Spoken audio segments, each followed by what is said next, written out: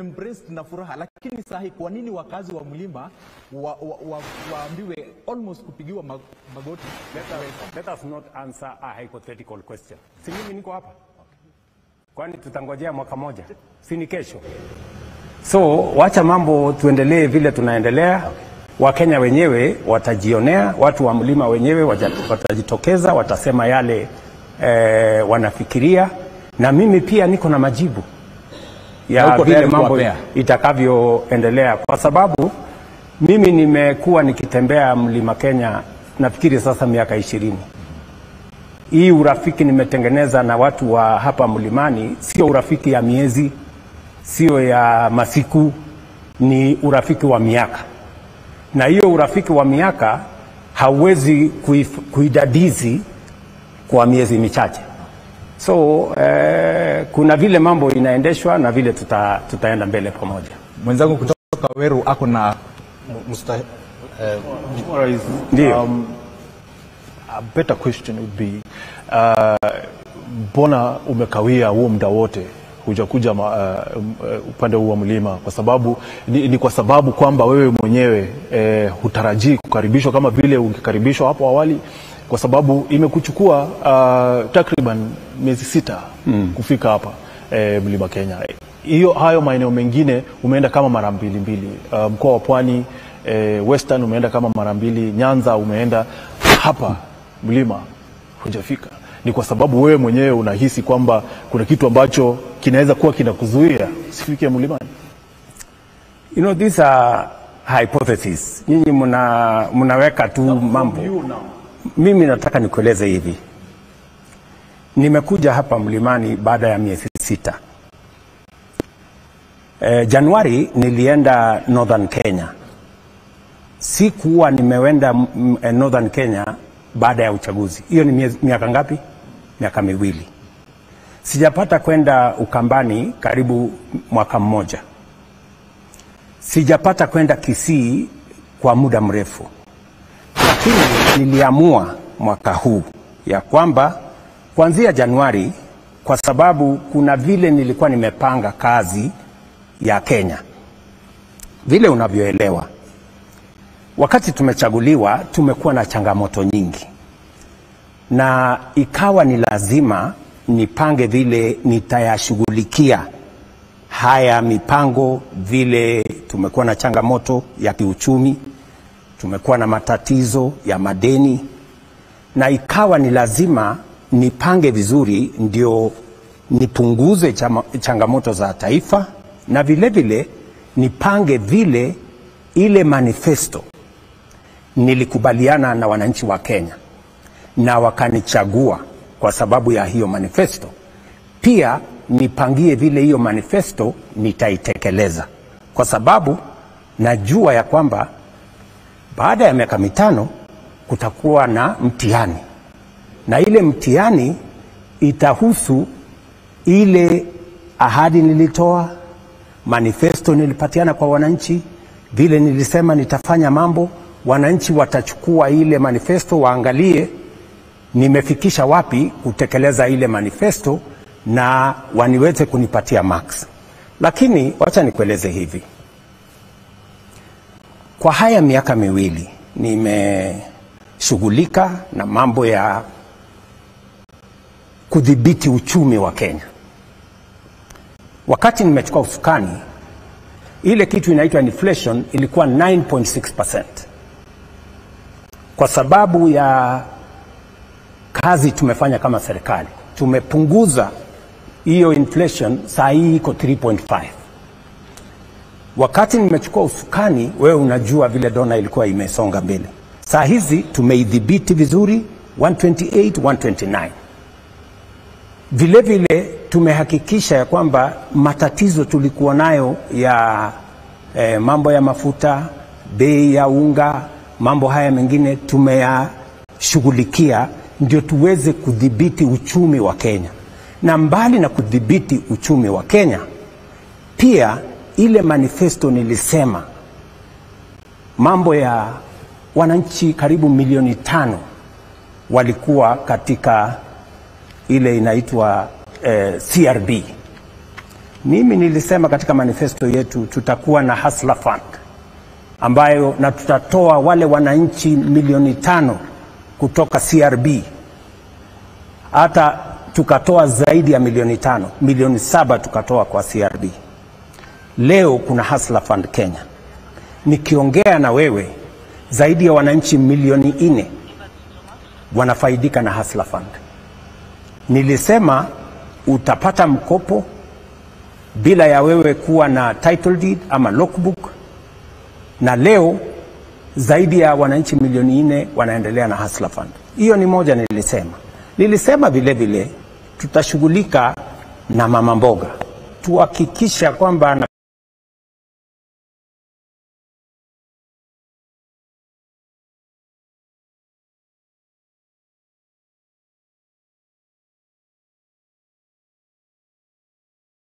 fanya biashara mahali kuna heshima, mahali kuna maji. Leo tunajenga soko karibu 240, 87 soko 87 zinajengwa hapa Mlimani. Zingine zimeisha kama ile ya Karatina hapa. Ukimuuliza mjumbe wa inaenda kwa Nanyuki Town, na soko zingine nyingi na kazi nyingine nyingi. Kwa sababu hiyo ndio nimekueleza ya kwamba imenichukua muda nifike hapa, miezi 6, lakini kuna sehemu zingine imenichukua muda mrefu zaidi. Lakini ya muhimu sasa niko hapa na niko na report card. Mahali barabara za Maumau zimefika, mahali barabara zingine zimefika, ni nini nafanya kuhusu kahawa, ni nini nimefanya kuhusu chai, ni nini nimefanya kuhusu maziwa, ni nini ninafanya kuhusu kuunganisha wananchi na stima, soko, affordable housing na kazi zile zingine zote. Na nitatembea hii mlima mpaka mtaniuliza kwani huna mahali pengine pa kwenda. Mheshimiwa Rais, unajua Mheshimiwa Rais, unajua sababu ya niulize ile swali ni kwa sababu ni kulingana na zile kura ambazo ulipata Mlimani huko Mount Kenya. Kiwango cha kura ambacho ulipata huku Mount Kenya na vile ulikuwa umezoea kuja awali, hiyo ndio inaleta hili swali lote. Umetaja mambo ya soko, Mheshimiwa Rais. Ulipokuwa Meru Januari 2024, uliwacha umeahidi kwamba soko 9 zitajengwa Meru. Mpaka sasa, Mheshimiwa Rais, ya Maua ndio ilianza just the other day, katikati ya huu mwaka. So ya Kianjai ulisema umeiongezea milioni 100 ikafika milioni 150. Haijaanza. Mheshimiwa Rais, unasema haijaanza? Ulisema hiyo ya Kianjai, unasema haijaanza? Imeanza. Mimi na wewe twende kesho. Twende. Tuone kama imeanza ama bado. Twende mimi na wewe. Ya Kianjai? Ndio. I will challenge you because nilienda Kianjai, nikaambia watu wa Kianjai, hii soko ambaye it is proposed ni ndogo. Mimi nitaenda niwaongezee pesa. Saa hizi tunajenga soko ya milioni 250 Kianjai na contractor yuko pale. Mimi na wewe tukienda leo, and I want to challenge any media house, waende waangalie kama inajengwa. Mheshimiwa Rais, na soko zingine 9 zinajengwa Meru. Ulisema Nithi Bridge, Mheshimiwa. As I'm talking to you. So umesema soko. Nimekueleza. Na sio Meru peke yake. Soko 87 zinajengwa in every part of this mountain. Nimekuambia hii ya hapa Karatina iko tayari. Soko ya mimi naenda kesho, soko ya Naromoro inaendelea kujengwa. Almost 40% inaendelea. Ulitupea siku ngapi? Ulipokuwa Meru ulisema mwisho wa mwaka wa 2024 hizo soko zitakuwa zimeisha. Sasa unaona you are shifting the goalpost. Ulisema soko haijajengwa, sasa unasema inajengwa lakini haijaisha. Sasa wewe bwana, tutaongea haya mambo ya maendeleo, lakini Oscar, kuna kitu ambalo tuharakisha alafu ndio tunaam. Shukrani sana Mheshimiwa Rais. Na nitakuomba kwamba nikurejeshe nyuma kidogo kwa lile swali ambalo mwenzangu alikuwa anauliza, lakini kwa njia tofauti. Kuja kwako hapa Mlima Kenya umesema kwamba umekuwa na shughuli za ujenzi wa taifa hapa na pale. lakini bila shaka tumejaribu kuangazia na kufuata kwa karibu maandalizi yako ya kuja hapa yamekuwa na utofauti mkubwa sana ukilinganisha na yalivyokuwa yanafanyika. Kwa mfano, acha nikupe, kumekuwa na mikutano kadha wa kadha ambayo imefanyika, hata mojawapo ilifanyika katika ikulu pale Nairobi, na viongozi ambao wanaonekana ni kana kwamba wanapinga serikali kutoka kwa mlima hawakujumuishwa. Inamaanisha nini? Kunani? Ni nini ambacho kinaendelea hapo mlimani? Unajua wewe ufanye kazi ikulu. Sasa si uniwachie kazi ya ikulu nifanye, ndugu yangu. Na unajua mtu wa kualika watu ikulu ni mimi. Na ukiona ikulu pale, viongozi wengi wanakuja ikulu. Juzi nilikuwa na viongozi wa Meru.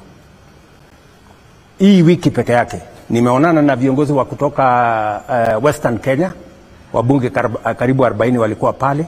Sio wote walikuja, kuna wengine hawakukuja. Nimekutana na viongozi wa kutoka Lower Eastern hii wiki hii. Sio wote walikuja, kuna wengine hawakuja. Unajua kuja ikulu hakuna lazima, ni kwa mtu kupenda. Na ukishapatia mtu mwaliko na asikuje, huwezi sasa kumwekea lawama. Lakini wacha nikueleze ya kwamba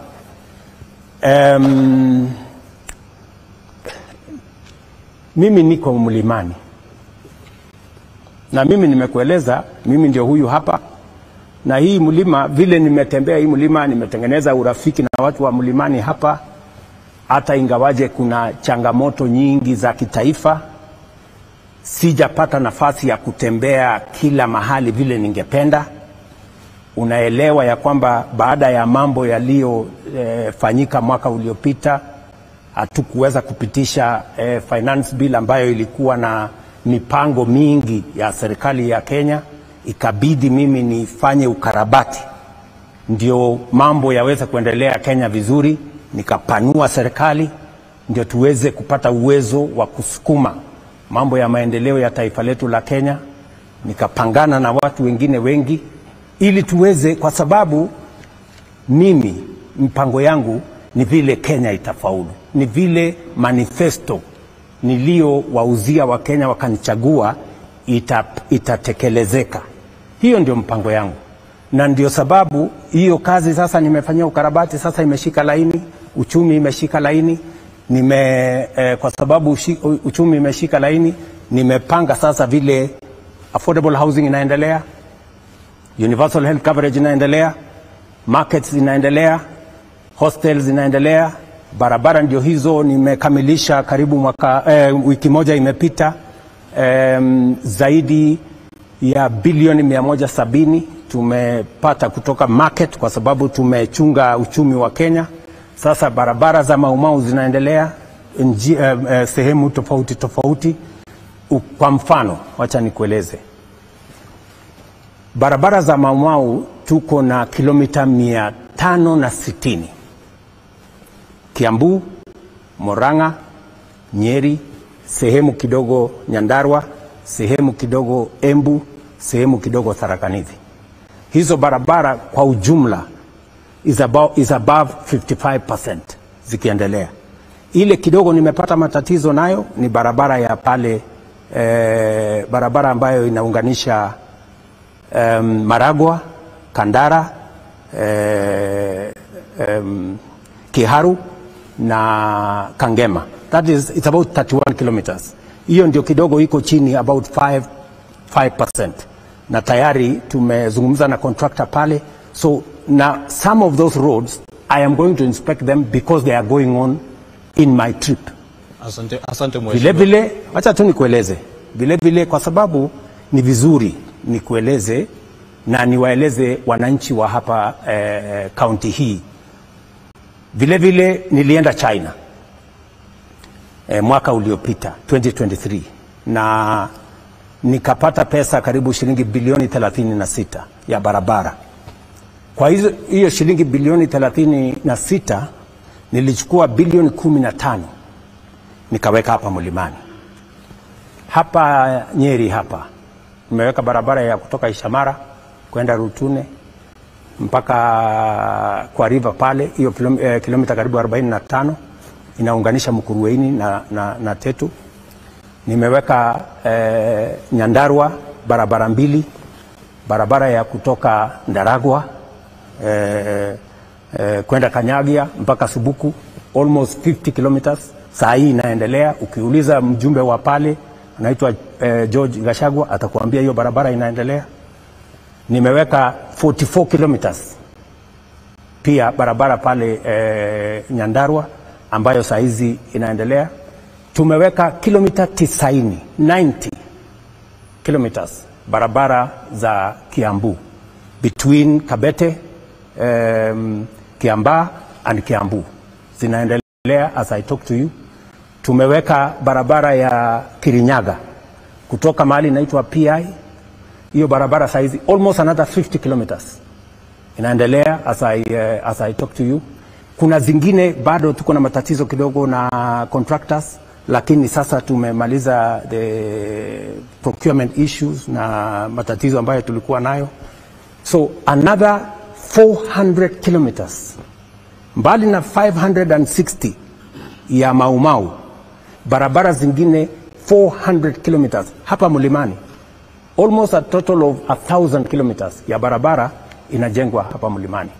Nimesikia hata viongozi wengine wanasema Ruto ni muongo, sijui hakuna kitu amefanya. Sasa nikuulize, mimi nilikuja hapa, tukaenda hapa just not far from this State House hapa Katonganga, tukaanzisha ile barabara inatoka Maroa, napitia hapo kwa Wamboi, napitia hapa kwa Munyoro hapa mahali huyo mtu anasema ati hakuna kitu nimefanya. Barabara ya kupitia kwake mimi nimetengeneza.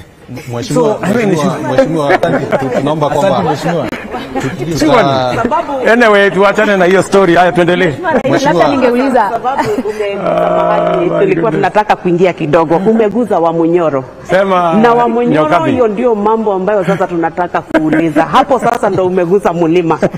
Wakati ulikuwa hapa na watu walikupenda sana, ulimchagua Bwana Rigathi Gachagua akawa naibu wako, mkaingia katika uongozi. Sasa wakati tukiendelea na kazi tukaona sijui ni jambo lipi ambalo lilikupa msukumo ama ni lipi lililosababisha akang'atuliwa kutoka kwa kiti cha unaibu wa rais. Ni jambo ambalo lilikera watu wengi sana wa Mlima, sababu walisema umemng'atua mtu wetu. Na hata ukawaletea bwana profesa na wakasema sisi mtu wetu alikuwa Rigathi. Ni jambo lipi ambalo lilisukuma kabisa Rigathi akang'atuliwa kutoka kitini cha unaibu? Hiyo ni swali ambayo itajibiwa na watu wengi, kwa sababu wenye kumtoa Rigathi ofisini, mimi hakuna mahali nimeweka sahihi atolewe. Sheria ilifuatwa, lakini wacha nikujibu. Wenye kumtoa wakamtoa, si ndio? Lakini nataka nikurudishe nyuma kidogo. Kabisa. Mimi ndio nimenominate Rigathi Gachagua. Si ndio? Hakupigiwa kura ati ndio mimi ni nominate. I nominated him. Kwa sababu katiba ya Kenya sehemu ya 148 inasema rais ndiye ana nominate. Si ndio? Mimi ndio nimemnominate. Na nimemnominate kwa kura yangu moja. Si ndio? Na mimi nataka nikueleze. Hata wakati mimi nimemnominate Bwana Gachagua, niliuliza, kwa sababu nilikuwa na wabunge wengi, viongozi wa kutoka Mlimani. Tuliketi chini na wao. Nikawaambia, jameni,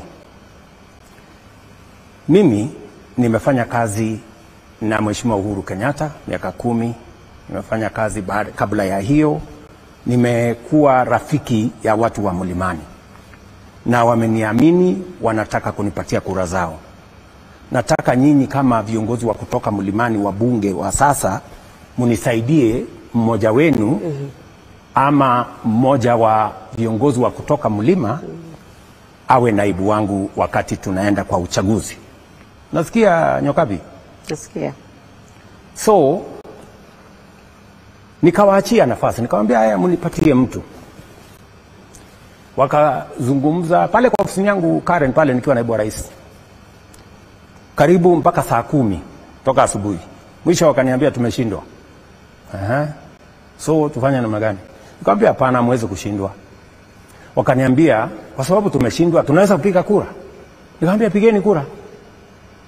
Wakapiga kura. Nasikia? Si unataka ukweli? Kabisa. Ikapigwa kura. Huyo Profesa Kindiki akapata kura 27.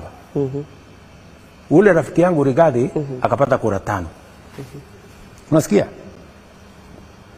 Sasa wakati hawa viongozi wameniletea majibu, nikawaambia wacha nifikirie kama vile tutakavyoenda. Mwisho nikawapaswed, nikawaambia sikizeni,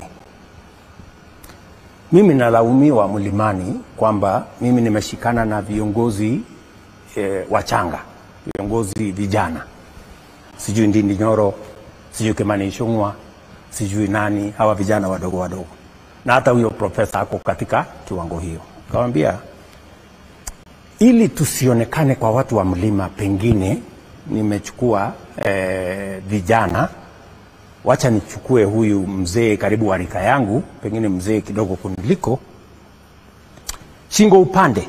Wakaniambia wewe ndio kuamua. Sawa, mimi nikaamua, tukaenda pamoja na ndugu yangu Rigathi. Hiyo ilikuwa ni miezi 3 kabla ya uchaguzi, si ndivyo? Baada ya uchaguzi si tukaanza kazi. Mambo matatu yalitokea. Ya kwanza, shida. Kesi. Kila siku kwa kesi. Itumbi amesema, sijui ameandika nini. Sasa tukafanya kesi. Laita Itumbi. Deputy President ameketi hapo, mimi hapa.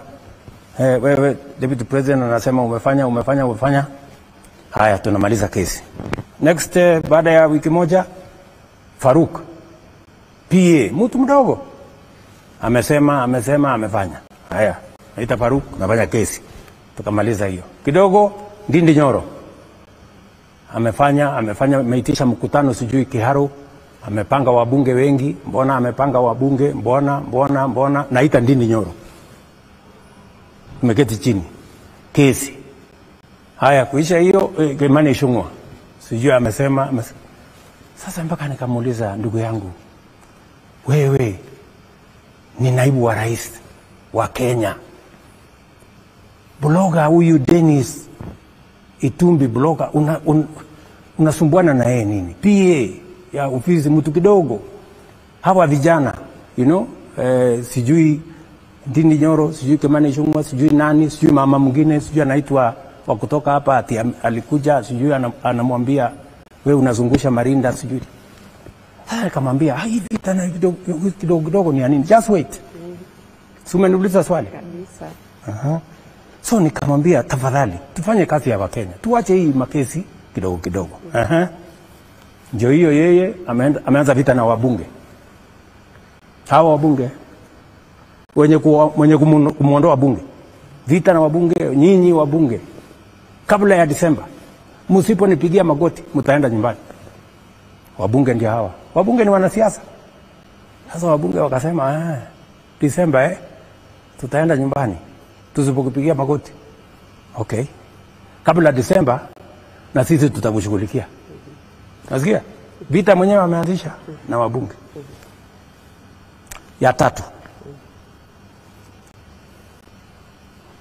naibu wa rais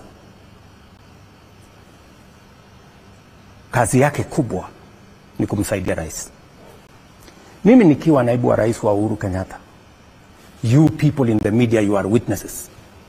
Mtu mwenye kwenda TV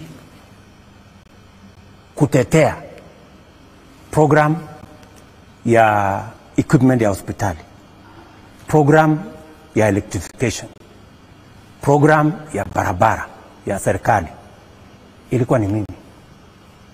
I went to more TV stations many more times than even the president himself. Kwa sababu ni kazi ya naibu wa rais kuprofile kazi ya serikali. Na wauliza nyinyi, KTN, Citizen, NTV, mulimuona Rigathi ameenda kuongea barabara siku moja, sitima siku moja, program ya UHC one day? What? For 2 years he never stepped in any station kusema program ya, wacha hata station, hata in public kuongea mambo ya serikali.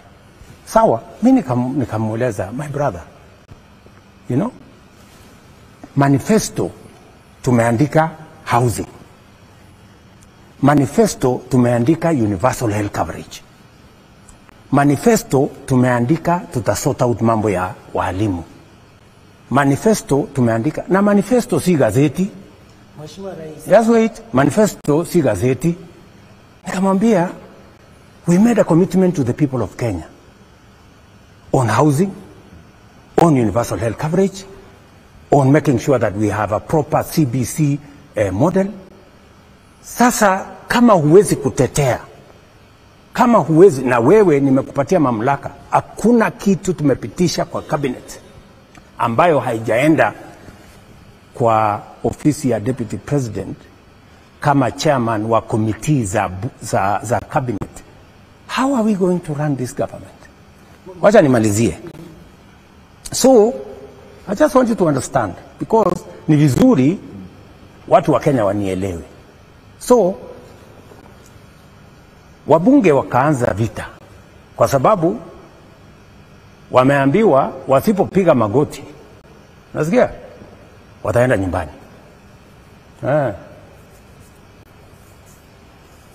So ikafika mahali hapo, sasa nikaelezana na huyu bwana, sasa my friend, please punguza vita na hawa watu wote.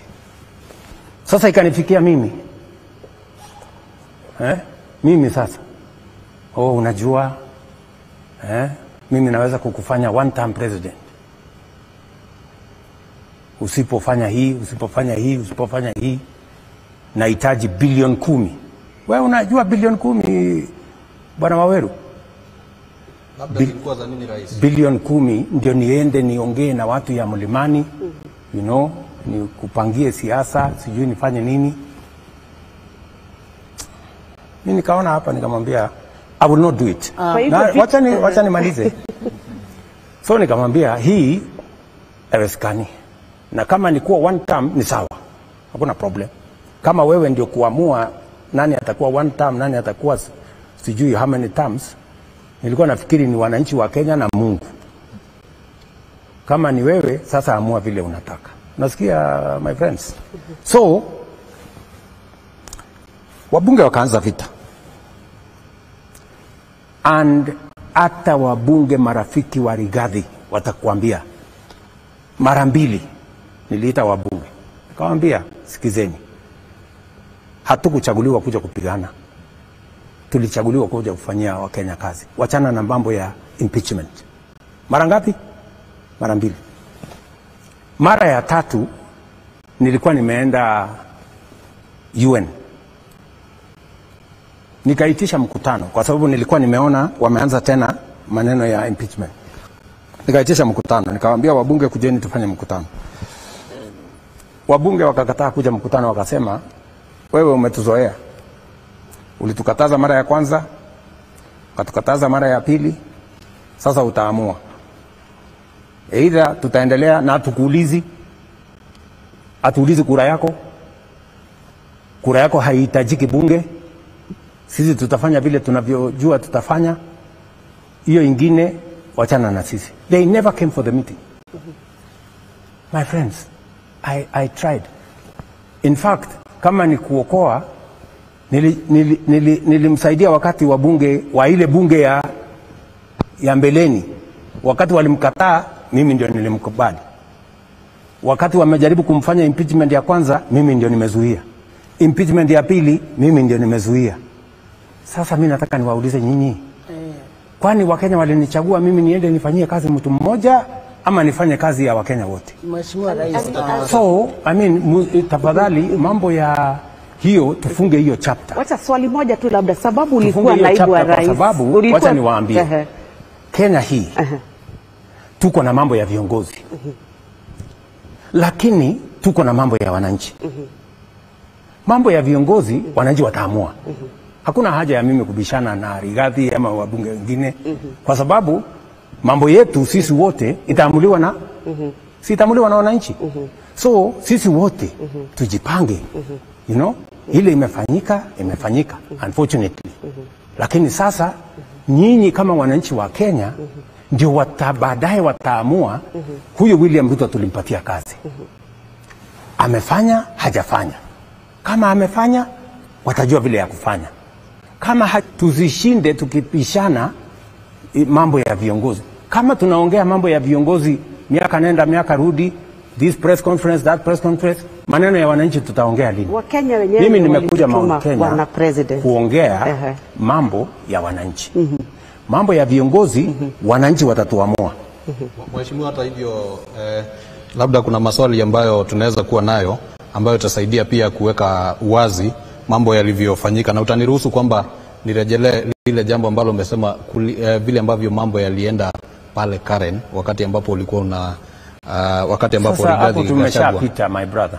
Mheshimiwa, sasa Mheshimiwa Rais, naomba tu nikuulize. Tuko na masaa dakika moja tu na hatuwezi kushinda tukiongea mambo ya viongozi. Naomba tu Mheshimiwa, tafadhali tuongee mambo ya raia. Watu wa mlima wanangoja kujua huyu mtu tulimwajiri tukampatia kazi, barabara amefikisha wapi, sitima amefikisha wapi, mambo ya vijana na ajira amefikisha wapi. Lakini pia na hiyo ndio inahusu wananchi mamilioni. Mheshimiwa, pia wanataka kujua kaigwa dhiri yatea uliendaje? Si nimewaeleza. Sasa nimewaeleza imetosha. Lakini wacha turejelee hizo. Wacha Kogi. Naomba Kogi. Mheshimiwa. Joki, naomba Kogi alafu. Okay. Kogi. Yeah, Your Excellency, my name is Kogi. Kogi. From Sema kutoka kwa kona. Now, I'm that son who want to brief dad after busy day from work. Sorry, I didn't hear you. I'm giving an example. I'm that son who want to brief the dad after a long day of working. Correct. I want to give you and to draw a picture why the people from the region are very hostile and anger. They have a lot of anger. One is the issue of the minimum guarantee return in milk, in coffee and tea. Very good. During your manifesto, that was the key. And I remember when we were doing the economical chapter from each county to county. The other issue is that they feel there is hand of William Ruto in sidelining the people from the Mount Kenya. And I just want to highlight a few examples of them. They say there was hand in William Ruto to impeach Deputy President Rigathi Gachagua. There was hand in committee reorganization, and that is why Dede Nyoro is no longer the chairman of the budget. There was hand of William Ruto, where that is why the former incompetence, as you said, CS Muturi, is not serving as the CS. Then there is this issue about the economic chapters that you held in Kiambu. You promised the people of Kiambu that the first thing that we are going to do, you will make sure that Kiambu have to enjoy the factory of production of broiler chicken. You remember that day. Now Kiambu is the leading in production of milk. They are the leading in coffee. They are leading in matters of pottery and so forth.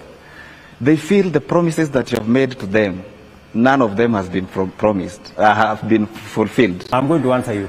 The one, let me highlight few, then I give my rest, the panelists to continue.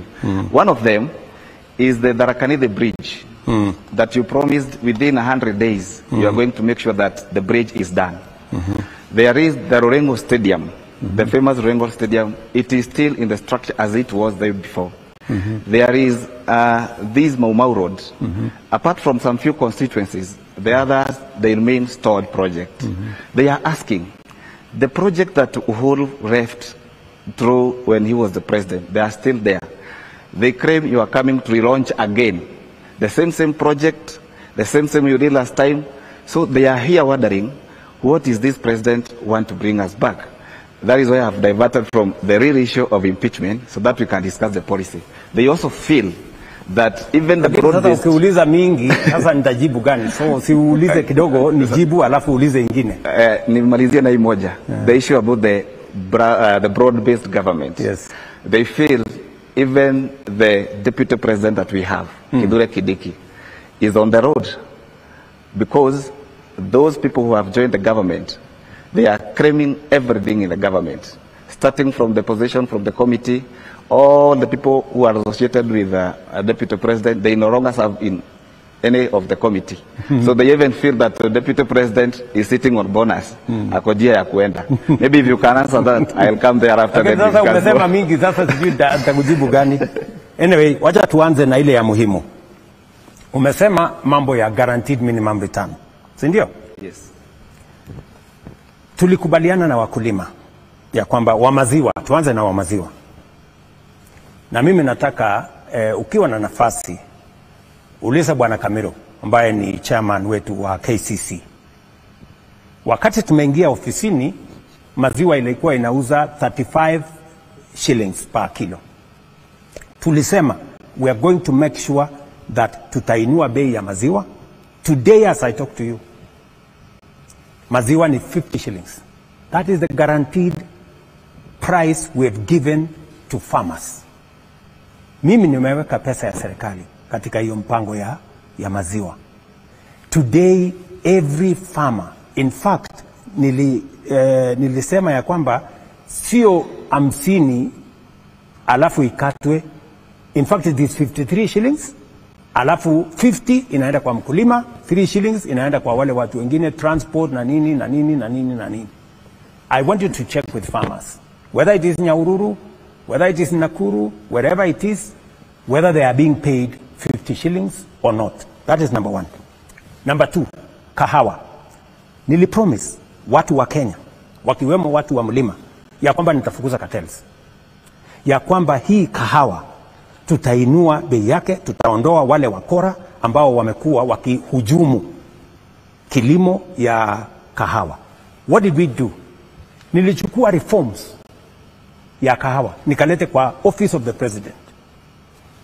Tukaseparate millers, tukaseparate brokers, na tukahakikisha kwamba kila mtu ako na leseni moja.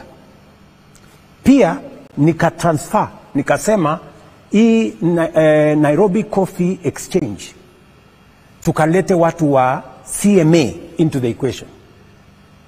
Ile kahawa ilikuwa inalipwa baada ya miezi 6, leo inalipwa baada ya siku 5 to the cooperatives. Mpango yangu by June this year haitakuwa inalipwa kwa cooperative, itakuwa inalipwa kwa mkulima in 5 days. Leo nikiongea na wewe Kogi, bei ya kahawa, uliza mkulima yeyote. Ile ilikuwa 40 shillings, 50 shillings. Leo average price ya kahawa Kenya, because of what I have done in the last 1.5 years, bei ya kahawa leo is on average 110. Kuna factories na cooperatives zinalipa 130, 140, in fact 147 in some of them. That is the commitment I made. Number 3, kwa mambo ya chai. Niliwaambia ya kwamba hii mambo ya chai, we are going to do something about it. Today, uliza watu wa KTDA, Mudhaura na Bwana Kirundi ambaye ni chairman wa KTDA. Nimetoa pesa ya serikali kusaidia KTDA kuhakikisha kwamba number 1, bei ya mbolea tunaipunguza chini. Walikuwa wananunua 5,000. In fact, when the first year when I came into office walikuwa wananunua 5,500. Leo uliza mkulima yeyote ya KTDA wanalipa pesa ngapi? 2,500. What has happened? This year, 2024, not 2025, 2024, hiyo imepita. Mapato ya chai kwa sababu ya ile kuongezeka kwa mazao, kwa sababu ya intervention ya kuzalisha ama productivity, tumeongeza from 170 billion mpaka 215 billion as KTDA. Farmers are making more money in tea, farmers are making more money in coffee, farmers are making more money in tea, in milk. So if you want to have an exam with me on what I have done in the agricultural sector, I am ready to have that exam. Let me also, wacha tu si, wacha nafasi, wacha Can I do a follow up on tea? On tea, because it's key to our region, On tea, a follow up on tea. Yes. You're being, ndio mazao imekuwa juu. Lakini mapato huenda yakakuwa chini kwa sababu tumepoteza soko la muhimu Sudan. Na imekuwa ni kwa sababu wewe umeruhusu mrengo wa waasi kuanzisha serikali hapa Nairobi. Wewe kwanza unasema hiyo unasema ya chai ya kuuza Sudan. Yes. By the way, we are selling tea to Sudan. Okay. Even after they say they are not buying our tea, the market itself has forced them. We sell tea today to Sudan. So there is absolutely no issue about selling of tea. And that is why we are making money in the tea sector. Let me also tell you about the projects. Mheshimiwa, kabla hiyo just wait. Kahawa. Swali moja tu la kahawa. Yes. Nimekusikiza unazungumza na unapeana statistics. Na vile vile pia mimi niko na statistics ambazo ninaweza kukuuliza. Wananchi wanajiuliza kwamba serikali inazungumza kuhusu njia za kutengeneza pesa, lakini ni kana kwamba inakujia hizi pesa zote. Na kwa mfano, unapozungumza kuhusu kahawa, unasema kwamba mkulima hivi sasa ananufaika.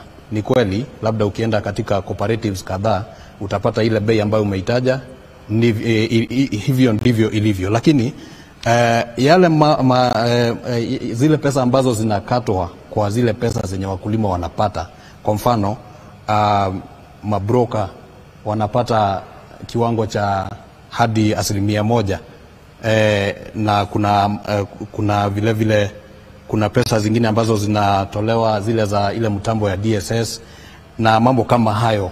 Wakati sasa serikali inapopanga kwamba bei itaenda juu, lakini pesa ambayo inafika kwa mfuko ya mkulima bado iko chini. Ile bei nimekwambia ndugu yangu Oscar Kimani Ngonjiri. Ile bei nimekueleza ya 110, 130, 147 ni pesa ambayo tunamlipa mkulima. Sio pesa ambayo ati tunasema ndio ikatwe zile zingine. That is the net that is going to farmers. And the charges for DSS is for purposes of making sure that we have institutions that insulate the farmer from brokers taking advantage of farmers. So we have made that chain absolutely clear. Let me go back to barabara za number one, barabara za Mau Mau. Barabara za Mau Mau ni kilomita 560. Many of them, when I came into office, they were already stalled. That is the correct position. So what I have done over the last 2.5 years is to reorganize the economy, because they were being funded by money from the government. And it took time, and not just Mau Mau roads, roads across Kenya. You know, we had a problem with roads across Kenya. And because of the way of the state of the economy, it had to take me to reorganize the economy so that we can be able to raise resources for us to be able to fund the construction of the roads. I can now confidently tell you that we have raised 170 billion. We are going to raise another 120 billion. So we now have the resources. And you see, wacha nikueleze ndugu. Unajua, ukioa bibi, akwambie nitakuzalia mtoto, pengine hawezi kukuzalia the first week, because it's not possible. Lazima ile mambo ilifanyike, halafu tungoje, si ndio? Tungoje, halafu ndio mtoto apatikane. Sasa wewe sasa sikia, wewe ngoja. Na unajua hata ukienda shuleni, hata ukienda shuleni unapatiwa lesson, si ndio? Unafanyishwa cut hapo katikati, halafu kuna siku ya mtihani. Kama ni secondary school ni after 4 years, si ndio? Sasa nikueleze, si mtihani hii ya Mau Mau nilisema nitamaliza hizi barabara. I want to challenge you. Si unipatie nafasi. Si mtihani iko 2027. hizi barabara za Mau Mau, uniulize siku hiyo kama kuna barabara ya Mau Mau ambayo haitakuwa imejengwa ama kukamilishwa, kama kutakuwa na barabara hizi zingine zote ambazo nimezianzisha ambazo hazitakuwa sijakamilisha, si wananchi watakuweko na kama sijafanya, si wananchi watajua vile watafanya. Lakini sasa unachukua mtihani ya 2027 unaleta hapa 2025. Labda ni Sasa unapotembea mahali unasimama sasa hiyo unaniharibia nafasi. Nikuambie vile vile some of the programs that I had planned, nasikia hapo mwaka uliopita, nyinyi mnajua kulitokea kizungumkuti Kenya. Ile mambo yote nilikuwa nimepanga pale kwa finance bill, mambo ya barabara nilikuwa nimeweka hapo, mpango ya kufanya the next thing nimeweka hapo, ikasambaratika. Ikabidi nirudi nyuma, nipange tena. Sasa ile program yote nilikuja tena, nikatumia hii serikali ya broad based, sasa nimepitisha tena kila kitu. Sasa ndio hii sasa mimi niko na nafasi ya kutekeleza ile manifesto nilikuwa nimeongea na Wakenya. So tunaendelea na hiyo. Swali la kwanza Mheshimiwa Rais ni wakati unapotoa sijajibu Ruringo. Wacha nijibu Ruringo. Sawa, ni sawa. Wacha nijibu Ruringo. Okay. Huyu bwana ameniambia kuhusu Ruringo. Ruringo tumesumbuka kwa sababu contractor. Ni kweli Ruringo iko na shida. Tulikuwa na contractor. Huyo contractor ametusumbua, ametupeleka kotini. Na unajua kotini I don't have control. Hakuna mtu akona control. It is an independent institution. So we just finished the case 2 months ago. Sasa tumemwondoa ule contractor. Na kwa sababu be patient. Na kwa sababu Ruringo tulianza na ile stadium ya Meru ambayo ilikamilika zamani. Tulianza na stadium zingine ambazo zimekamilika zamani.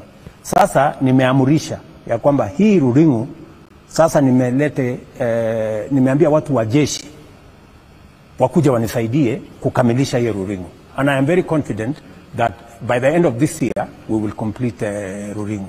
Na hiyo kazi mtaona vile itaendelea. Na mimi sina wasiwasi ya kwamba hii kazi nimepatiwa na wananchi kama nitatekeleza ama sitatekeleza. Na unajua nisipotekeleza I know what will happen.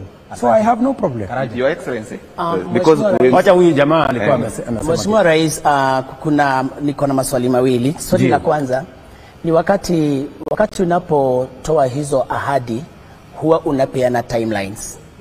Na mara nyingi hizo timelines zinapitwa.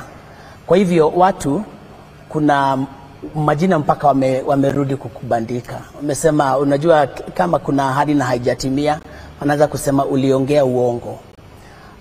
Sijui kama shida imekuwa nini kimekuwa kikisababisha hii miradi ambayo unaahidi alafu inapitwa na ule wakati ambao umesema, na ndio inaharibu jina nzuri la serikali. Jambo la pili ambalo nilikuwa ninataka uguzie, wakati ulipoguzia juu ya soko, kumekuwa na malalamiko kutoka upande wa Meru kwa sababu ya soko ya miraa. Ningependa pia uguzie kitu kidogo juu ya vile unavyofanya kuhakikisha kwamba wakulima wa miraa wameshughulikiwa kibei.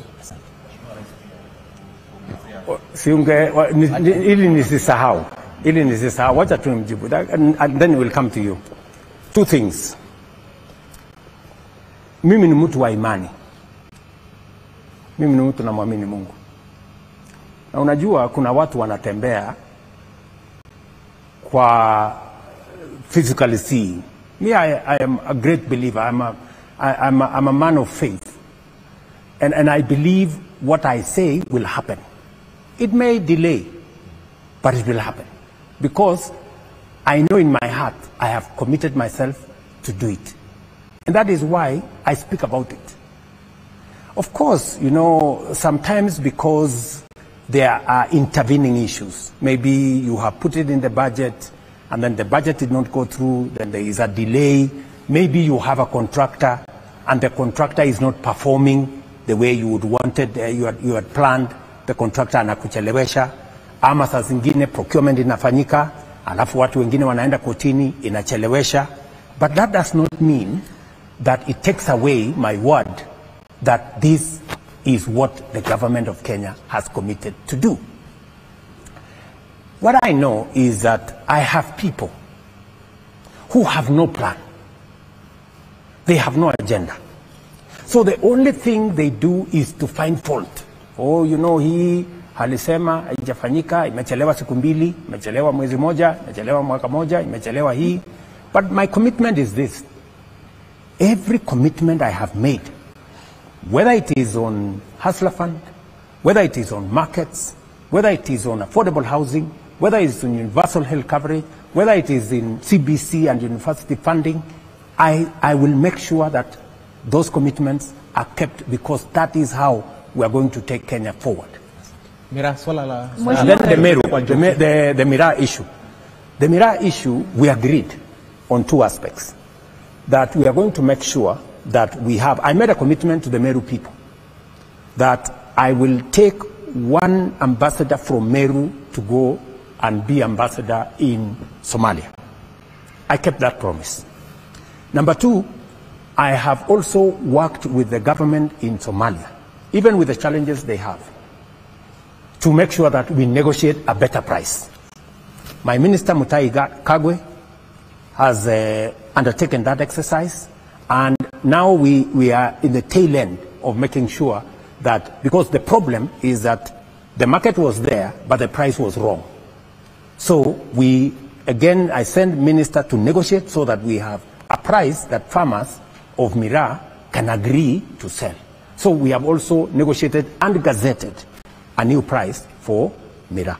So on that issue, we have kept our promise, and we will continue to work with the farmers to make sure that they are not exploited. Thank you so much, Mheshimiwa Rais. This man, I think this gentleman alikuwa na huyu alafu wewe. Naomba tu Njoki alafu tuende kwa Wembu. Okay. Thank you. Asante sana Mheshimiwa Rais. Mimi naitwa Njoki. Natangaza na redio ya Bukena FM. Karibu sana kwa Mlima. Mimi ni mzaliwa wa Mlima. Okay. Nyeri County, Teto Constituency, mahali kunaitwa Kigogoini. Kama utapitia hapo, ingia tu kwa mama yangu atakuchinjia kuku. Sawa Njoki. Na kikombe ya maziwa. Yes. Ningependa kuangazia mambo mawili ama matatu, sana sana tena kuhusu mkulima wa majani chai. Najua umeongea hayo na uko na mipango. Lakini pia ningependa tushughulikie wakulima wa majani chai kulingana na kiwango cha ukulima wao. Kuna yule mkulima pia wa chini ambaye production cost yake sana sana huwa inamfinya. Unapata ya kwamba yule mfanyikazi wa kumchunia majani hata anapata pesa mingi kuliko ile yeye anapata ya bonus. Sijui hapo tunaweza fanya nini ndio huyu mkulima mdogo wa majani chai akaweza kutiwa moyo aweze kuendeleza kazi yake. Labda swali ambalo lingine ningependa kuangazia ni katika matembezi yako mlimani, na nimesema tena karibu sana. Wakati ulikuwa naibu wa rais, ulipokelewa sana kwa Mlima kama ulivyosema. Na of course msemo ambao ulikuwa wako wakati huo ni tangatanga na tukaelezwa kwamba mmesikiza ground, na ukweli masikio ilikuwa sawa. Mlisikiza ground na ilikuwa sawa. Sasa tukisikiza ground, sijui iko namna gani. Na tena labda ningejiuliza, na wengine pia wanajiuliza, mbinu ambazo zimetumika kuwakusanya watu pamoja ambao watakuwa wakijitokeza kupokea rais katika Mlima, ni wale ambao ni watu kabisa wanatokea kupokea rais kwa sababu wanapenda vile anafanya, ama wengine wamebaki manyumbani wamekasirika tu, wamebaki na hasira zao lakini hawana kufanya. Okay.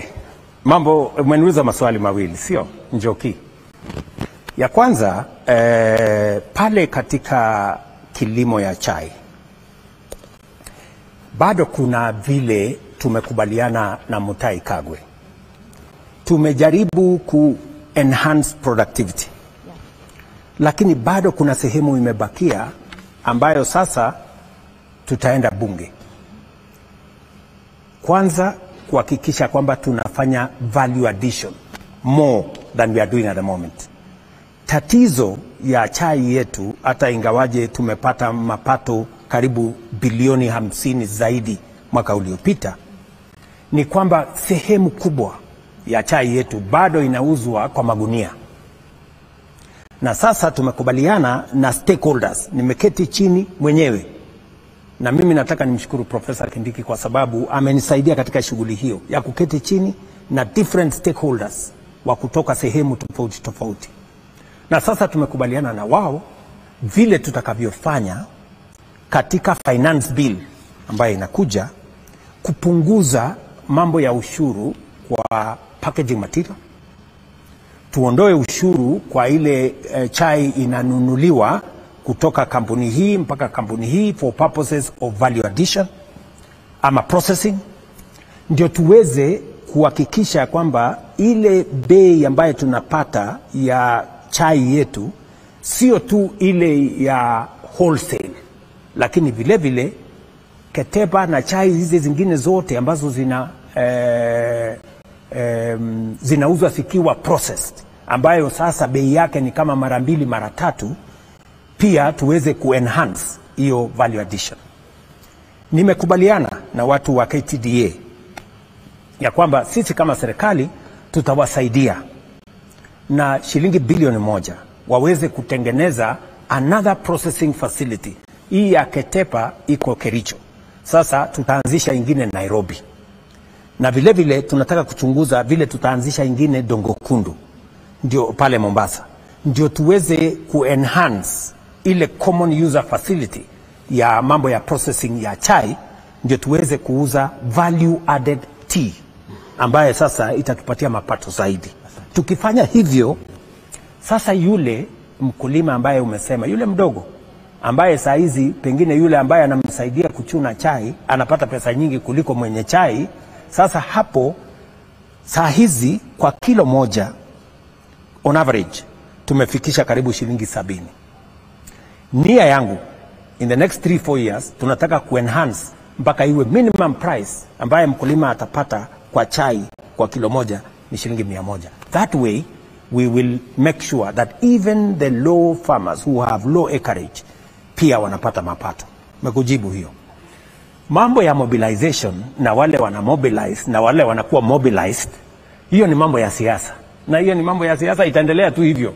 Mobilization ni mambo ya siasa, huyu ana mobilize wa kukaribisha rais, wengine kuna wengine wana mobilize watu ya kupiga makelele, hiyo ni mambo ya siasa. Vikundi zingine ambazo ni huwa wanaogopa ni kama zinaweza inuka kwa sasa. Sasa hiyo ni fitina ya siasa. Unajua hii siasa iko na ukarabati na fitina, mtu akishashindwa anaweka fitina huku na vile, lakini mimi nataka niwahakikishie wananchi wa Kenya, wakiwemo wananchi wa Mlimani hapa, tunataka tufanye kazi ya maendeleo pamoja. Na hakuna haja ya kusumbuana, kwa sababu uwezo wa kuchagua viongozi iko na wananchi, na wananchi wenyewe watajiamulia. Wakiona William Ruto amefanya kazi ile walimpatia, anatosha aendelee, watampatia kura. Wakiona wenyewe ya kwamba amezembea kazini, ameshindwa na ile kazi, watamuondoa. Hakuna problem. Niko na swali la mobilization, lakini mheshimiwa, niko na Oscar tulia. Niko na swali la mobilization, lakini kwanza tuende mashariki mwa mlima kwa Wemwaro then kwa Weru.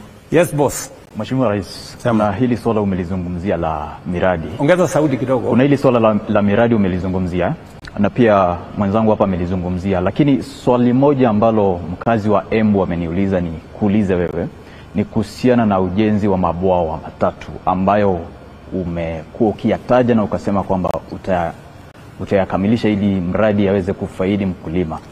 Mpaka wa sasa mwananchi anauliza hili swala lilisahaulika ama vipi? Swali la pili na la mwisho ni kuhusiana na mageuzi ambayo umefanya katika baraza lako la mawaziri. Ulimtimua Bwana Muturi, ukamteua Bwana Ruku ambaye ni mbunge wa kule Mbeere North. Wananchi wanajiuliza ni lipi ama ni ulipofanya hili jambo, ni kipi ambacho ulitarajia ama ni kipi ambacho ulitarajia kutoka kwa mwananchi, hasa ikizingatiwa kaunti ya Embu ni pahala ambapo kumekuwa na wananchi hawatosheki sana ama kidogo wana ghadhabu na serikali yako? Jambo la kwanza, mabwawa haya ambayo umesema, nafikiri ni Kamumu na zile zingine mbili, ni bado iko katika mpango yetu ya development of dams. Tulibadilisha sheria pale nyuma, tukasema so that we can have more resources to work on dams. tuwe na sheria ambayo tutakuwa na ile water purchase agreement ambayo itatusaidia kupata pesa ya kutengeneza bwawa zaidi. Hiyo ni hatua ya kwanza. Hatua ya pili, saa hizi ukiuliza gavana wa Embu, wameshirikiana na waziri Murithi ambaye ni waziri wa mambo ya maji katika mpango ambayo tuko nayo na Africa Development Bank ya karibu bilioni 60 ambayo itatusaidia kusambaza maji sehemu tofauti tofauti za Kenya, ikiwa ni awamu ya pili ya ile mpango tulifanya ya Embu ambayo ilileta maji Embu Town, ambayo ilikuwa ni mpango ya 2.4 billion ambayo tulimaliza 2023. So that is the program on the dams. Kwa mambo ya rafiki yangu Bwana Muturi. Bwana Muturi nilimpatia kazi kama mkuu wa sheria. Yeye mwenyewe alinieleza ya kwamba hii kazi, kwa sababu hajakuwa practice kwa muda mrefu, kwa sababu alitoka huko kwa kuwa magistrate, akaenda bunge, akakuwa mbunge, akakuwa speaker, akasema ile kazi kidogo inamlemea. Yeah? So nikakaa kidogo, nikaona kweli amelemewa na ile kazi, lakini makosa pengine ni yangu, nilimsindikizia, I persuaded him, nikamwambia no, it's okay, fanya tu hii kazi, nafikiri haitakulemea. Lakini kwa muda nikaona kweli imemlemea, so nikasema okay, wacha nimbadilishie kazi, nikampatia kazi ya waziri. Lakini hata wewe unajua, sasa hapo katikati akagoma kuja katika baraza la mawaziri. Sasa mimi nataka nikuulize wewe, ni mimi nimemfuta kazi ama ni yeye alijivuta kazi? Sasa wewe ni waziri, baraza la mawaziri umeigomea. What am I supposed to do? Lakini Mheshimiwa Rais, iwapo aliyekuwa speaker ama aliyekuwa mwanasheria mkuu alitoa ripoti baada ya matamshi yako ya kusema kwamba yeye hakuwa competent, akatoa ripoti ya kuonyesha yale mambo ambayo aliweza kuyaafikia wakati alipokuwa ofisini. Sijui kama unakubaliana na hiyo ripoti. Hilo ni jambo la kwanza. Na jambo la pili, kutokana na yale ambayo yalifanyika around JB Muturi, the former CS, inasema nini kuhusiana na wale viongozi, ama ni jinsi gani unaweza kuweka viongozi kwa mizani wakati ambapo unateua mtu? Na nitarejelea lile swala la Gachagua, wakati ambapo ulisema kwamba mlipokuwa Karen sio viongozi wengi ambao walikuwa wanamtaka. Kwa hivyo inasema nini kuhusiana na jinsi ambavyo unaekelea mizani viongozi ambao unafanya nao kazi, na wananchi watasubiri hadi lini? Na la mwisho, Mheshimiwa Rais, miaka 2.5 baada ya kuingia katika ofisi, ungali bado unapeana ahadi. Wakenya wangoje ahadi hadi siku gani? Umemaliza? Bado yapo mengine. Okay. Kwanza, I am a person who believes in giving people a second chance. Even though many leaders did not favor my friend Gachagua, I still gave him a chance. Yeah? Because I'm a strong believer that when you are friends, you don't just dismiss friends. It applies to JB Muturi. Even when it was difficult for him to perform as an attorney general, and it's not even me. Ask any government department. Any government department. They had many difficulties. But because he was my friend, we worked together, we campaigned together, I was willing to give him a second chance. You know? So if you are saying that I should not have given Rigathi a chance and I should not have given JB a chance, that is you. That's not me. I believe differently. And I believe people given a chance, there are many people who have given another chance and they've done very well. You know, they have acquitted themselves. Sometimes maybe people are misjudged. And I want to see how, until it becomes impossible to work with the people who are in your team, you must give them a chance. So I gave my good friend Justin a chance, a second chance, but in the process, he dismissed himself. And I have, what did you expect me to do? I give somebody a chance, he starts to do whatever he's doing. So I think let's move on. Let us, and you know, it's not the end of the, it is not the end of the road. JB Muturi has a very good pension as a former speaker. So hawezi kuumia sana ataenda kuhangaika, ako na kazi ingi, ako na pension, anaweza kusonga mbele. Tunaweza labda tuone wakati ambao serikali imetulia na kazi inaendelea, kwa sababu sana sana ya kuhusu kazi, ma-CSs, kazi inabadilika kila siku. Wanasema even before you warm your seat, you are out. Even before you settle, even before you know where the chair is, where everything is, you are just out. Asante Joki. Nataka tushikanishe hayo maswali. Unajua Kanisha moja, sababu you're on record saying that all the time your CSAs, you knew their departments and ministries more than they did. And you have always said that you want to work with the best. But you have said, alikuwa rafiki, were you choosing friends or were you getting competent people that would have supported you and you would not have found yourself in the situation that you're finding yourself in? You see, there is always a balance between the team you have. So you have a team, Yes. and you know you have to choose the best from the team you have. And even when you choose from the team you have, they say the test of the pudding is in the eating. Sometimes you think highly of somebody, maybe they are not. Sometimes you don't think much of somebody, maybe they are better. So you have to keep balancing. And let me tell you this. Government is run through collective responsibility. Much as we have a minister for this and a minister for the other, decisions are made collectively as government. So whether you serve in this ministry or you serve in that ministry, it is your responsibility to understand government in its entirety and to work with all colleagues in different aspects. Let me tell you, my dear sister Nyokabi, you know, when you inherit a situation, and you inherit a situation where the economy is not doing well, and you have to do things, you have to cut down on this, you have to cut down on this, you have to stop this project, you have to stop that project, to allow the economy to breathe, and to allow the economy to come back. I am now much more confident. And you know, when I tell the people of Kenya that the country was headed to a default, there are countries, you know, I'm not talking from space, there are countries who have defaulted. I don't want to mention countries by name. Kenyans know, anybody who is interested in public affairs knows there are countries, our neighbors, many countries have defaulted. And when a country defaults, my sister, you are in so much trouble. Nobody wants to lend you nothing, nobody wants to associate with you.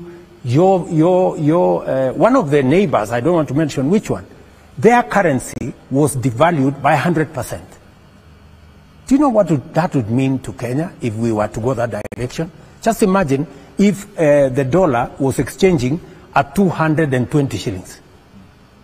What kind of a country would we be?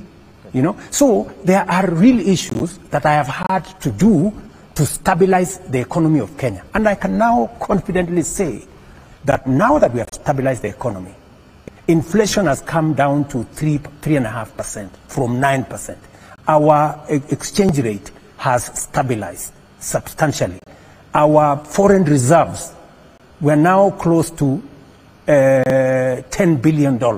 We are now in a much more solid place to undertake the development of our country. And let me tell you, guys, friends, I don't know whether guys is right. Friends, let me tell you this. Even in the midst of all these things, people are judging me rather harshly, you know. Even in the midst of all this, there are 200,000 Kenyans, 240 to be exact, ask Alice Wahome, working in our housing program. There are 200,000 Kenyans working, who have benefited from export of labor In fact, what we've just done is to make Uwezo Fund and Youth Fund be able to finance young people who are getting jobs abroad. Let me also tell you that digital hubs and digital economy and digital jobs are employing 195,000 Kenyans. In the midst of all this, there are real people with real jobs, earning real money, even in the context of what we are doing. And there are real things happening. You know, are we building the markets? Yes. Are we building housing? Yes. Have we tendered for hostels? Yes. Are the roads now ongoing? Yes. Are we doing universal health coverage? I made a commitment that we are going to change the infrastructure of health in Kenya, and we are going to see a different output. Have we stabilized the education of the children of Kenya? Yes. When I came into office, nobody knew what CPC was going to happen. Many parents were, they did not know what was going to happen next. We have sorted out the challenges with CBC.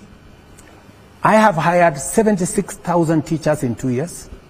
It's never been done by any government.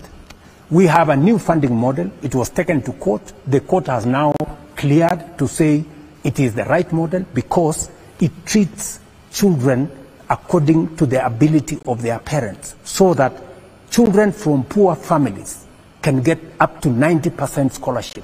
And children of William Ruto and the other people who earn more money can be funded less because their parents can afford. These are the kind of things that were challenges to Kenya. Good. I have sorted them out. I have sorted out education. I am sorting out health. I'm sorting out housing. I am making sure that the economy is stabilized, and we are moving the country forward. Kenya is not going to default. I can tell you for a fact. Mr. President,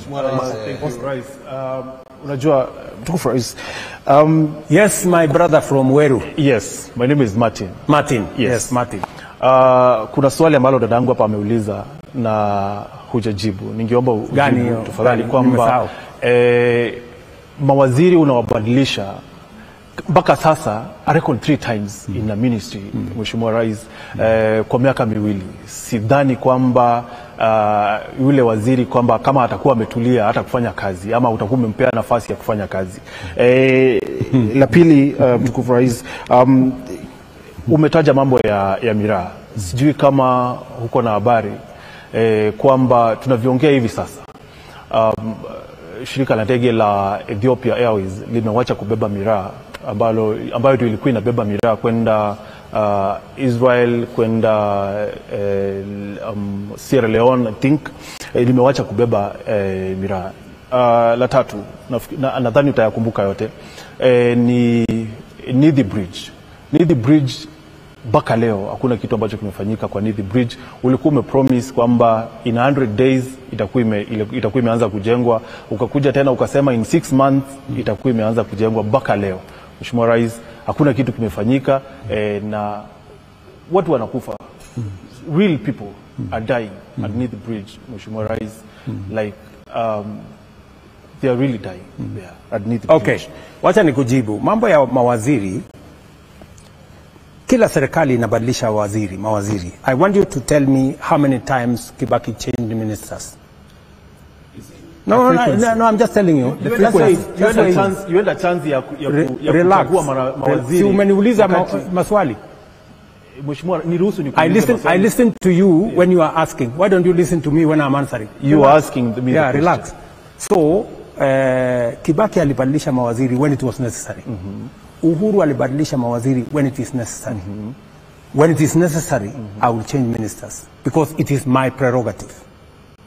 And ultimately, whatever the ministers are doing, ultimately, I will be asked. The buck stops with me, ultimately.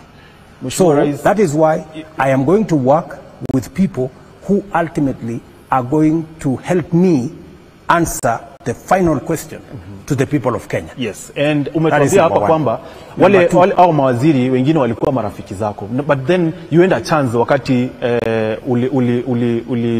uliondoa cabinet yote. You had a chance ya kuchagua watu ambao labda hutawabadilisha baada ya miezi mitatu Martin, ama miwili. Martin, Naam. kama unaona sijafanya vizuri, yeah. No, sasa Ni kwamba unawabadilisha sasa wewe, mpaka sasa mimi mwanahabari saa ingine hata nashindwa kukumbuka waziri fulani ni wa wizara gani. Kazi sasa utakuwa unaanguka mtihani usipojua waziri ni nani. That is your problem. Your problem is to find out who is the minister for whatever.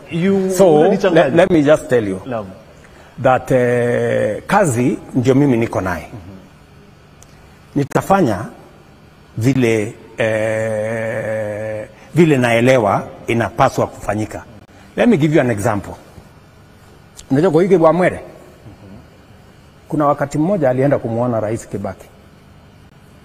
Kamwambia, bwana rais, kuna shida hapa, kuna shida hapa, hapa iko shida, hapa iko shida, hapa iko shida, ungefanya hivi, ungefanya hivi. Kibaki akanyamaza, akamsikiza. Alipomaliza akamwambia Koigi, hiyo maneno yote umesema, siku ukikuwa rais ufanye hivyo vile unataka. Wacha mimi nifanye vile najua. Sitaki kujibu hivyo. Nilikuwa Lakini mheshimiwa rais, wachana na hiyo. So Nithi, wacha twende kwa Nithi Bridge. Huyu jamaa ameniuliza. Niliwaeleza wananchi wa Tharaka Nithi, mahali my deputy anatoka, kwamba hii Nithi Bridge tutaishughulikia. Right? Ukiuliza Kinoti wa Kera, ukiuliza engineer Kungu wa Kenha, kama I have given them the assignment to do it and to figure out how we are going to work on that bridge, they will tell you there is 2 solutions to that bridge. One will cost us 5 billion shillings, and they have designed how it's going to happen. The other one is going to cost us 50 billion shillings, and they have told us to make a choice between, are we going to do one that is going to cost us 5 billion? Are we going to do another one, or the other one that's going to cost us 50 billion? As to us having a plan on how that is going to be done, we have a plan. Like everything else, because of the nature of the economy, and because we have not been in a position to raise resources to do, just like all the other roads that did not, that were not factored in because there wasn't enough resources. Now we do have resources. We are now going to figure out, as we, like last week, we paid 60 billion shillings for the contractors to go back and do what they have to do. Because now we have stabilized the economy, we've gone to the market, we've raised the resources, and we know what to do. Part of what we are going to do is to make sure that that assignment on Nithi Bridge, which by the way is a concern to me as much as a concern to you, because as you say, real people are continuing to lose lives on that bridge. So it doesn't mean that we have not, it does not mean that we have no plan. It doesn't mean that we are not thinking about it. It doesn't mean that we have forgotten about it. I can tell you, if you speak to Kinoti of Kura, if you speak to Kungu of Kenha, they will tell you the plan. Or you ask, if you speak to Mbogwa, the PS for roads, he will tell you we have a way of doing that bridge. The Miraa issue, please. The Miraa issue. Kwamba tuna wakati mfupi sana ama muda wetu unaelekea kuyoyoma, lakini kuna swali ambalo hatungekuachilia kama haujaelezea Wakenya. Kwa sababu gani? Kwa sababu Wakenya wanasubiri. Okay. Swali lenyewe linahusiana na utekaji nyara hapa nchini. Kumekuwa na visa vya aina hiyo. Umelizungumzia hilo jambo wakati uliopita, lakini bado kuna tetezi, kuna malalamishi. Swala la JB Muturi kuondolewa katika lile katika baraza la mawaziri lilitokana na malalamishi yake kwamba kijana yake aliwahi tekwa nyara. Tungependa tusikie msimamo wako na wa serikali, na pia ukimalizia, Mheshimiwa Rais, uhusiano wako na aliyekuwa mwenyekiti wa kamati ya bajeti Dende Nyoro, mbunge wa Kiharu. Ni vipi unaonekana kana kwamba haupo na alifanya jitihada kuu sana ili kwamba ukaweze kupata urais? Asante sana. Msimamo wangu unajulikana kuhusu mambo ya utekaji nyara. Pale nyuma kuna wananchi wengi sana walipoteza maisha yao kwa mauaji ya kiholela. Watu wengi walizamishwa pale Yala, wengine waliwekwa Athi River, wengine waliwekwa sijui river gani. Na mimi wakati nimechukua usukani, nimevunja ile genge ya polisi ambayo ilikuwa inatekeleza mambo hayo. Najua ya kwamba kumetokea tetezi za watu waliotekwa nyara. Right? Na nimetoa msimamo wangu kwa polisi, even though they are independent. I took mimi wakati nimechukua usukani, nimeambia polisi, mimi sitawapatia amri. Ndio nikatoa mambo ya budget ya polisi kutoka kwa ofisi ya rais. Nikamwambia Bwana Kanja, IG na watu yako, budget ndio hiyo. Operational independence, ni nani mtakaye mchunguza, ni nani mtakaye mpeleka kotini, msiniulize. Kwa sababu hiyo ni jukumu yenu as an independent arm of the security. Na nilifanya hivyo ndio matatizo ikitokea isitokee vizingizio ati ofisi ya rais, kwa sababu pale nyuma hata ingawaje IG supposed to be independent, pale nyuma budget ilikuwa inaendeshwa kutoka ofisi ya rais. Nikasema na nilisign the first day in office, ndio sasa Kanja na polisi wawe independent, wafanye kazi yao, na nimewaeleza kinagaubaga msimamo wangu kama rais na wa serikali ya Kenya. Na polisi wanaelewa ya kwamba msimamo wangu, msimamo wa serikali ya Kenya, sera, policy, position ya serikali ya Kenya ni kwamba mambo ya utekaji nyara hayataruhusiwa katika serikali hii. Na wale wanahusika na huo utekaji nyara, the police must take responsibility and make sure they deal with those either in their ranks or the people who are involved in matters abduction. So that is my position. And that is advantage ya kupata zile ripoti za kila kitu ambacho kinafanyika hapa nchini. Unaposema wale ambao wanahusika ni akina nani? Siwacha nijibu. Nikusaidie kujibu. Yeah. So I have been thoroughly clear to the police on what they need to do on matters abduction.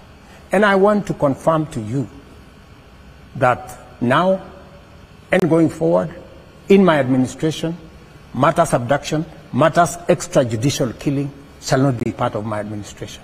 We have discussed this within government. We have taken a position as cabinet. I have taken position as president, and the police know what they must do and what they cannot do. That is the position. You asked me something else. What was that? Nilikuuliza kuhusiana na uhusiano wako na Ndindi Nyoro. Ndindi Nyoro is a very fine gentleman. Huyo kijana ni kijana ambaye mimi namkuza kwa siasa. Unajua watu nafikiri mtu fulani hapa amesema, nafikiri ilikuwa Kogi, alimesema ya kwamba Ndindi Nyoro alikuwa chairman na sasa sio chairman. Unajua muda wa chairman wote wa makamati bunge ilifika, old chairman ilifika muda muda wao ikaisha, ikawa tufanye tena election. Mambo ya chairman, vice chairman kule bunge haiamuliwi na rais, inaamuliwa na wabunge kwa kupiga kura. Every person offers themselves to be elected chairman or not to be elected chairman. Sasa sijui wewe kama unajua kama if Ndindi Nyoro offered himself to be re-elected as the chairman of the committee. I don't know whether he did, and I don't know how the MPs decided. Kwa sababu wacha tu nimalizie. Yes. Ile kitu mimi ninajua ni kwamba wakati tumepanua serikali na tukasema tuwe na broad based, ikawa ni kwamba nafasi zingine za wenye kiti zitaenda upande ule mwingine. na watu wa Mlima Kenya walikuwa na chairman 12 out of 25. Watu wa Rift Valley walikuwa na chairman 9 out of that 25. Sasa ikawa ni kwamba watu wa Rift Valley waondoke viti 3, watu wa Mlima waondoke viti 3, ndio wale wengine wapate nafasi. Sasa vile walipanga kule bunge, utawauliza wale wanasimamia bunge. Haikuwa sababu alikataa kuwa part ya wale watu ambao walimngatua aliyekuwa naibu wako wakati ule Rigathi Gachagua. Na alafu mimi nataka sitaki, kuna mambo sitaki kusema hapa. Nimesha kuambia huyo kijana mheshimiwa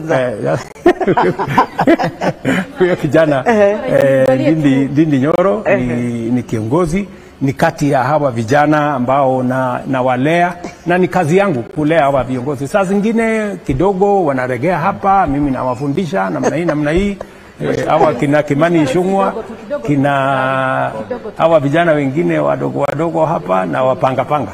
Your Excellency, I have 2 questions. One, Kogi. Okay, one question. One. About capitation. When Kogi, yes. Yes, Kogi. When you came to power, capitation was 22,000 per student. It went down to 11,000. Another thing is about the NEMIS. There are students... No, your facts are very wrong. Why? Your facts are very wrong. Capitation was 22,000. No, it was in paper. 22,000. It was in paper 22,000. Yes. But the actual money yes. that went was yes. less than what you're saying. So what we have done yes. is that we have decided to factor in figures that government can support. Because it is not right to tell a university, we are going to give you so much money, or a school, we are going to give you so much money, and then you don't give them. About the NEMIS. Just about in regard to SHA, because there are so many questions yes. surrounded by so many issues. Just one word, a yes. hope to Kenyans, please. Yes. In regard to SHA.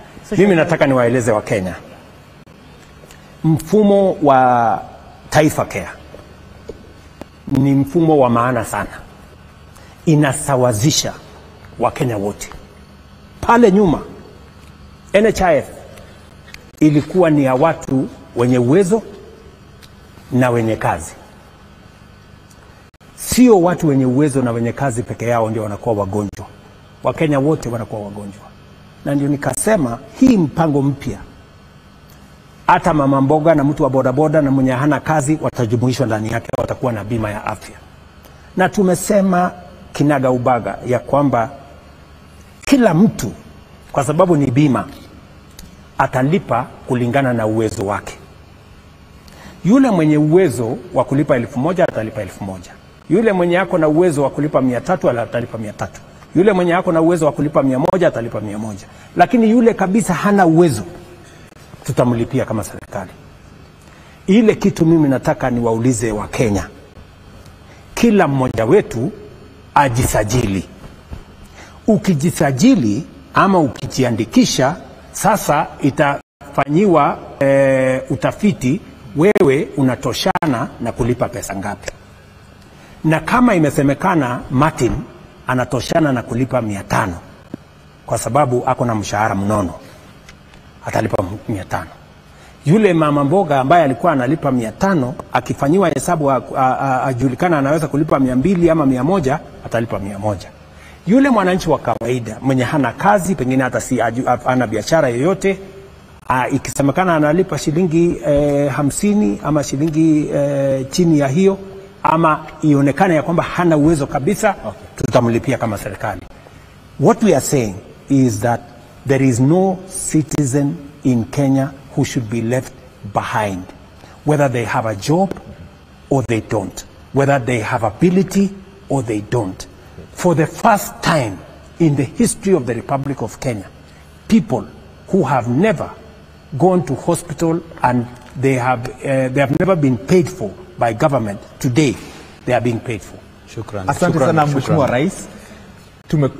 Shukran kwa muda wako. Asante sana. Ningependa kukupa fursa ya mwisho sasa kuongea na watu wa Mlima, hasa wale ambao wanakungoja kesho. Yes. Ambao wako na uoga kwa sababu ya vile ambavyo waliona mikutano yako ilikuwa inamalizika mjini Nairobi.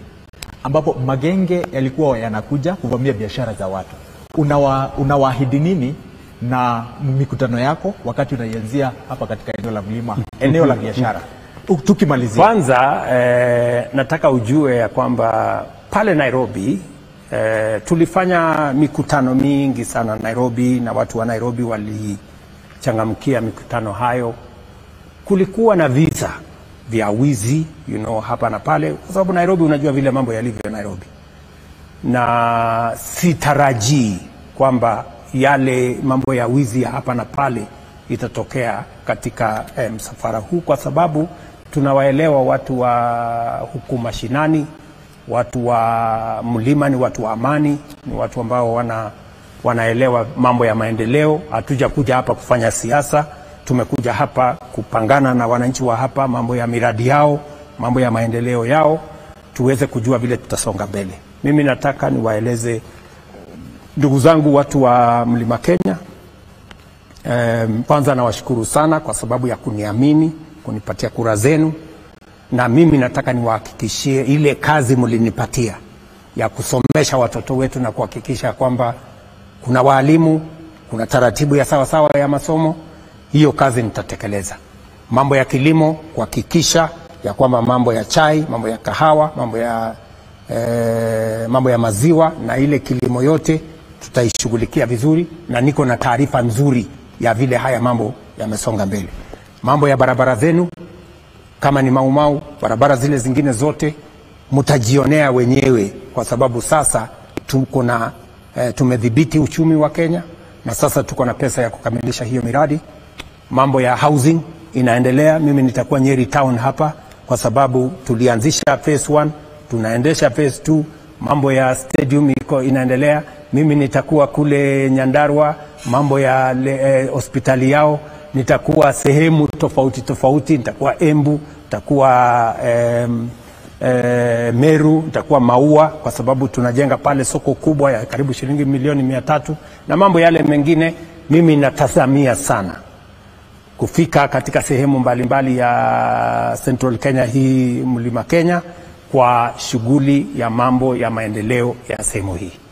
Shukrani sana Bwana Rais kwa sababu ya kutupa muda wako na kuzungumza pamoja nasi na wote ambao waliotutazama usiku wa leo. Bila shaka kuna wengi ambao wanauliza maswali ya aina mbalimbali, ni kumaanisha kwamba bado kuna kibarua cha kuelezea wananchi ni vipi ambavyo serikali inafanya kazi. Sina shida na kueleza wananchi, kwa sababu hiyo ni kazi yangu, kuwaeleza. Kuna social media na propaganda yake, kuna watu wakora na mambo yao, lakini kazi yangu ni kuweka ukweli na kufanya kazi na wananchi. Shukrani sana Mheshimiwa Rais kwa sababu ya kutupatia muda wa kuweza kuzungumza pamoja nawe, na kwa niaba ya wanahabari wenza ambao tumekuwa nao, na vile wale wote ambao walishirikiana kuhakikisha kwamba upeperushaji huu wa kipindi hiki umekufikia kwa njia ambayo ni nzuri. Tunashukuru sana wote, na kwa hivi sasa tutarejesha studioni mbalimbali. Kabla wacha hata mimi nitoe shukrani kwenu kwa kunipatia nafasi ya kuongea na watu wa Mlima Kenya kupitia kwa mitandao yenu na kupitia kwa redio na TV zenu. Nawatakia heri, nawatakia baraka. Asanteni sana. Tunashukuru sana na tunakutakia ziara nzuri katika eneo hili la Mlima Kenya, na baada ya hii labda pia kutakuwa na ripoti ya kuwekwa kwa msasa kama Wakenya watakuwa wamefurahia. Sawa. Jina langu ni Kimani Ngunjiri, kwa niaba ya wanahabari wenza tunakutakia usiku mwema. Asante.